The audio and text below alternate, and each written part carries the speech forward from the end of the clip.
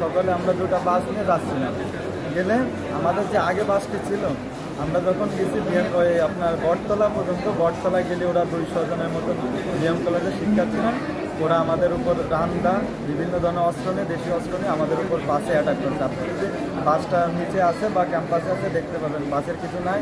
আমরা সেই বাসের মধ্যেই ছিলাম, আমরা ভেবেছিলাম আমরা বাঁচবো না, কিন্তু তারপরে উপর হলো আমাদের বাস আছে, মানে ওরা আমাদের উপর একভাবে আমার এক বন্ধুরে কুপাইছে, এসে তারে নিয়ে গেছে আর নিয়ে গেছে কী করতে, সিটি স্ক্যান করতে।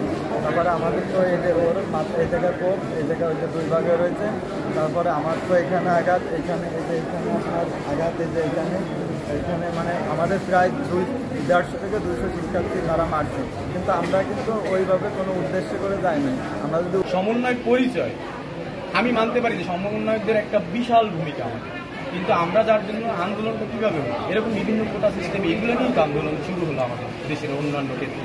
তা আমরা এখন যদি নিজেরাই এরকম পরিচয় দিই, সেই পরিচয় মোস্তাফিজুর রহমান আমরা যতটুকু জানতে পেরেছি যে 11টা বাজে গিয়ে এই হামলা এগুলো চালায়, কিন্তু সে কিন্তু আসলেই না, সে কিন্তু সমন্বয়কও না বিএম কলেজে।